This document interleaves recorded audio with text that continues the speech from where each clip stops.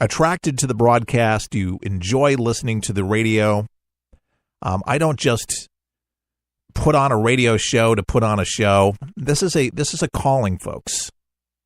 This is a lifetime mission. I was going to say a lifetime sentence, but this is who I am. And from time to time, I will open up, be very personal.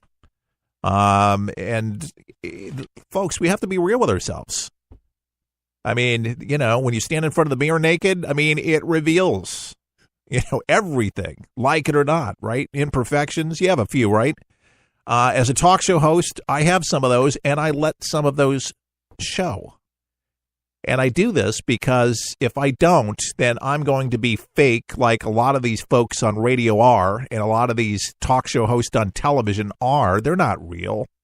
A lot of these people are career, and they'll say they're mouthpiece for this organization, that news organization.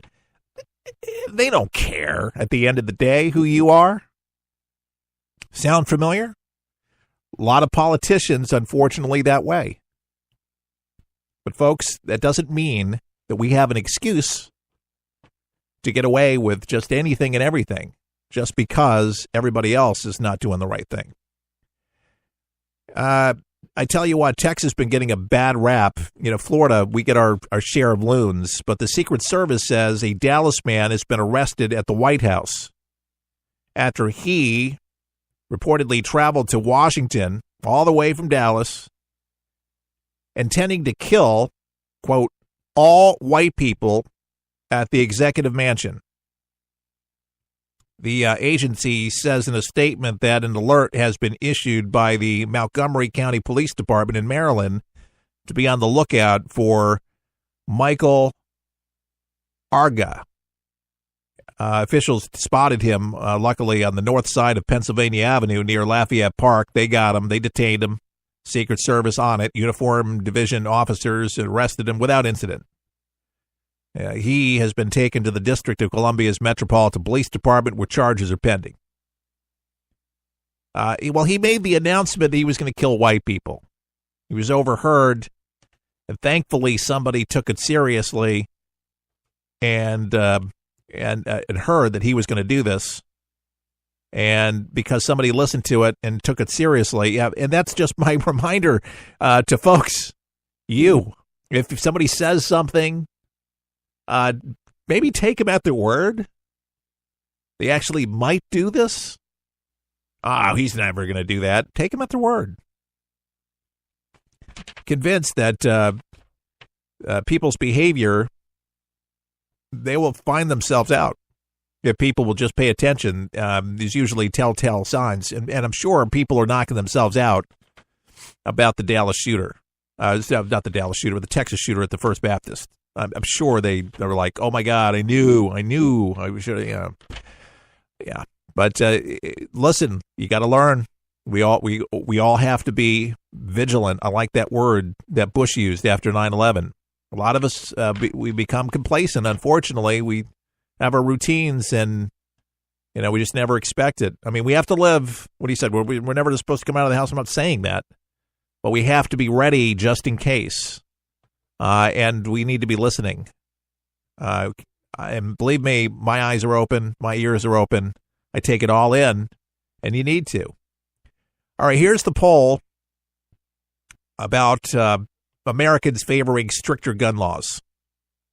More than half of Americans favor regulations of certain guns and accessories. And this is according to a poll by Zogby Analytics. Now, the survey was conducted between October 19th through the 25th before the latest mass shooting at the Texas church, which left 26 people dead. Here it goes. 53% of those polls said that the following statement came closest to their views on gun control. There should be a new federal regulation of certain guns and accessories, for example, the bump stock, which can alter semi-automatic rifles to fire at a rapid pace. Stricter gun laws will prevent felons, the mentally ill, or other dangerous people from getting their hands on assault weapons with such ease and committing mass murder. Protecting many people from tragedy is the price the American people should pay by relinquishing some of their Second Amendment rights to keep and bear arms. But 39% agreed that any new federal regulations on certain guns and accessories will not prevent massacres or violence from happening, and says Americans have the right to keep and bear arms.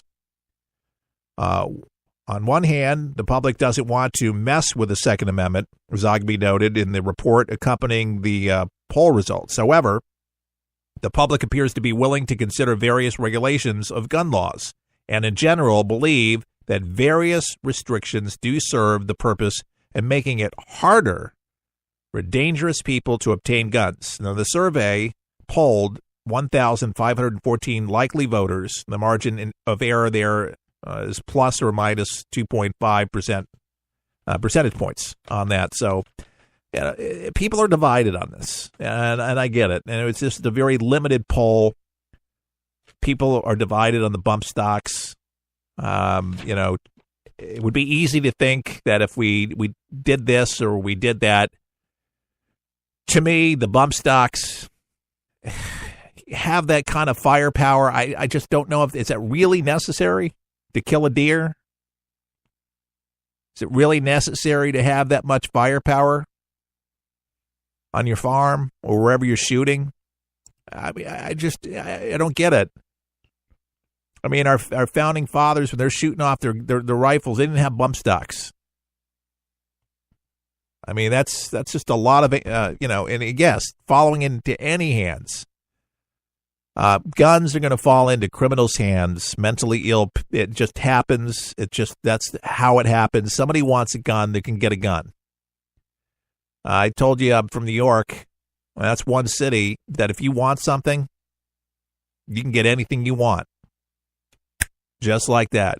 What are you looking for? Somebody will find what you're looking for. You have cash on hand. You're going to get a gun and get your hands on it. They're not going to ask you questions. What are you going to do with that gun? You can get a gun. Remember, guns don't kill people. People kill people. People have to hear that. I know that drives liberals absolutely crazy. And we're proud to say that we support the NRA here at For the People. Remember, it was the heroic efforts of churchgoers that chased down the killer. It shot him dead and stopped him from possibly killing others. So guns do protect. And a lot more fatalities could happen in this country every single day if it's not for guns. Paul Ryan believes in prayer.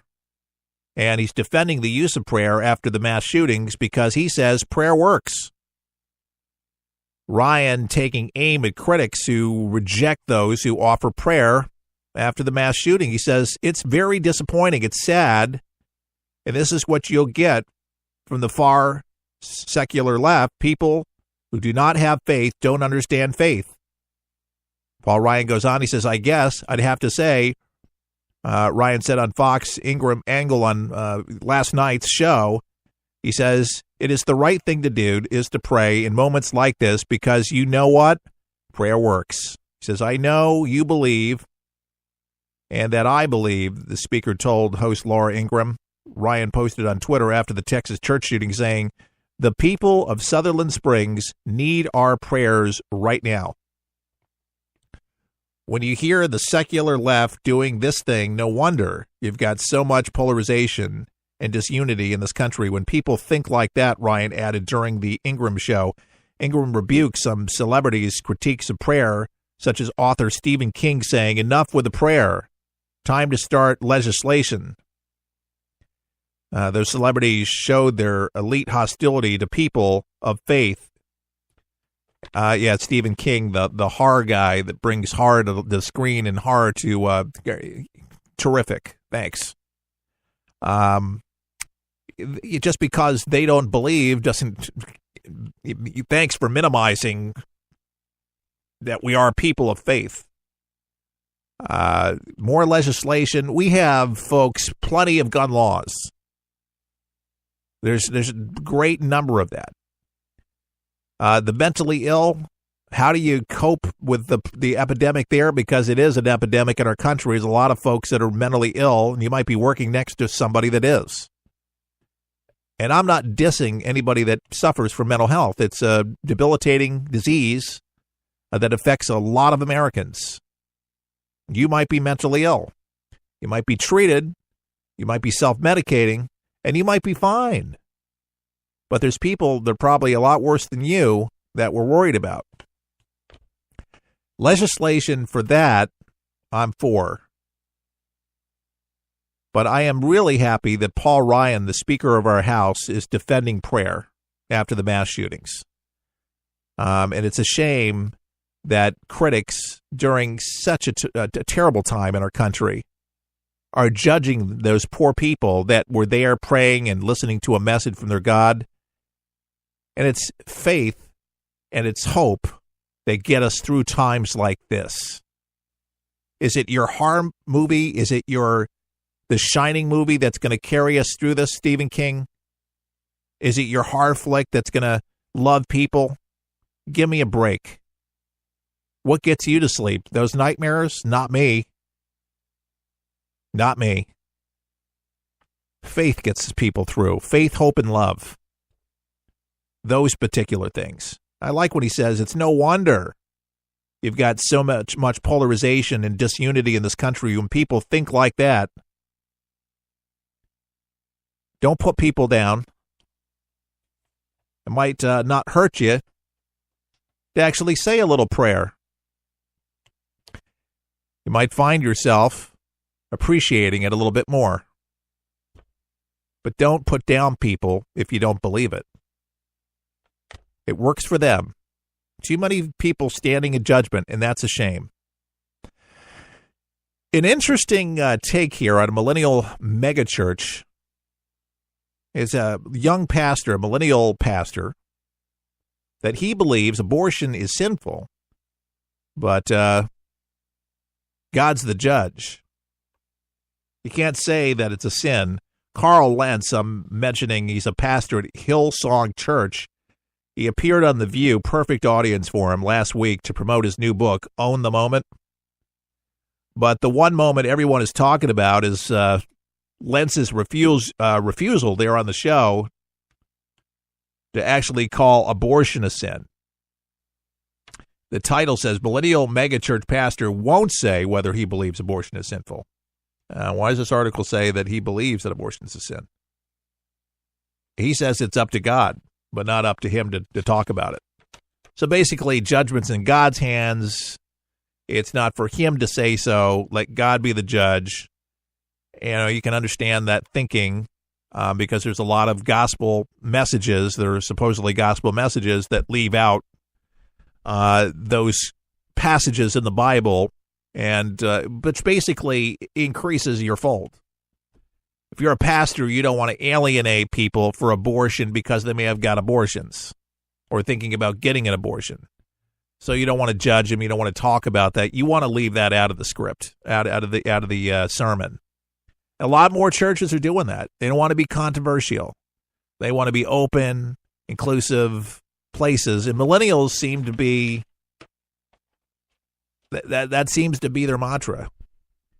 Don't want to hurt anybody's feelings. If it does, we're not going to talk about it. We're not going to share it. And we're just going to kind of go blowing in the wind. That's why I think Joel Osteen does so well with his messages. Jesus loves you. And he does. But, flowery messages. I love the hellfire and brimstone messages. Challenge me. Please challenge me. Let me know that there's repercussions for my sin, for my inactivity, for me not sowing seeds into the kingdom, for actually doing what God has required me to do. Not everybody's got the same mission. Everybody's got something to do. And I believe, like Michael W. Smith said in one of his songs, everybody does have a seed to sow. It's a great song if you actually bring it up. I was going to say on Napster, but I don't even know if Napster's around. No, I get my stuff on iTunes. I don't use Napster. Is Napster still around? I think Justin Timberlake was going to buy that at one time. I don't know if he did. Yeah. Yeah.